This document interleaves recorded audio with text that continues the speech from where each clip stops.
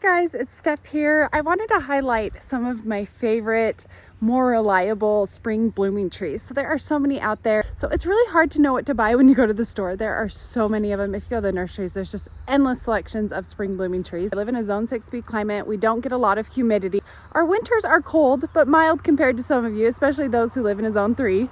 Last year, we experienced an incredibly dry summer. We had 100+ degree temperatures for a month straight. We set a record, and then we came into winter setting another record. So these trees have come back this spring very strong, doing really well. And through observation over the course of about 6 years, I drive around my neighborhoods and I find all these different trees that I'm in love with. These have just done really well.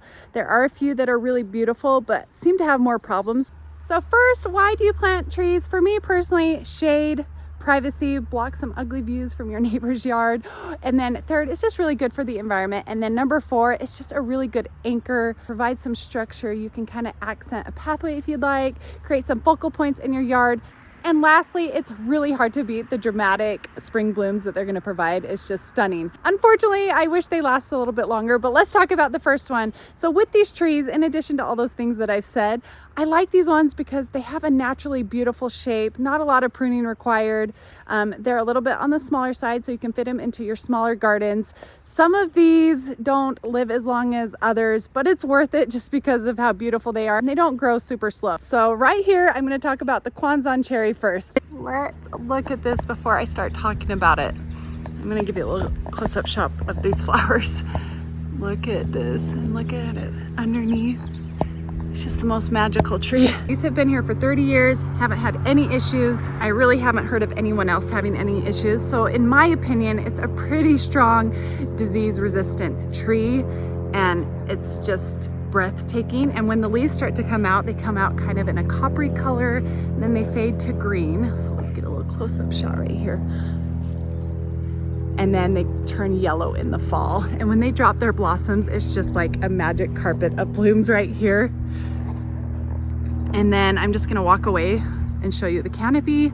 So like I said, this hasn't been pruned. There are these wires, so don't plant trees under a wire. They've had to come and cut them quite often, but they've recovered from it and still look pretty.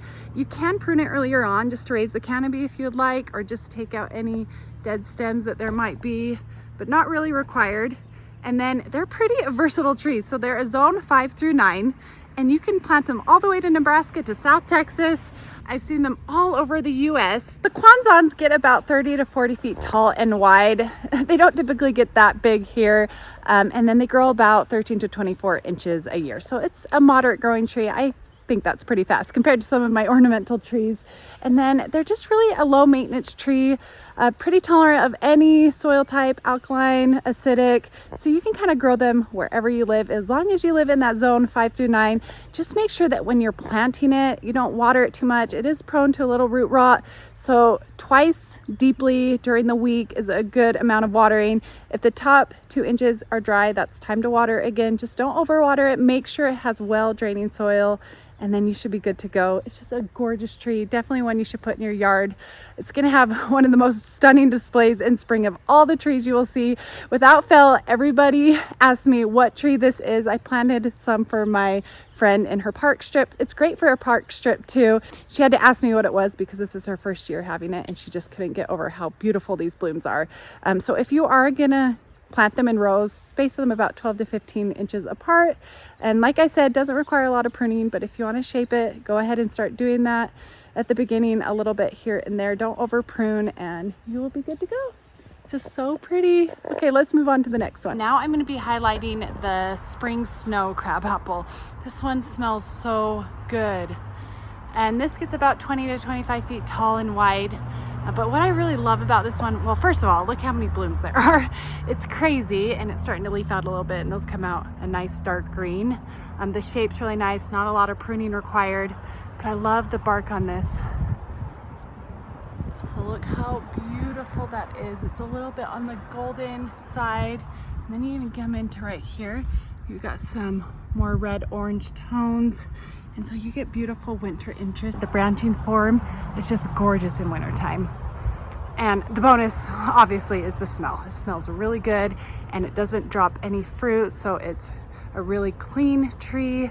The blossoms fall and they just kind of seem to disappear.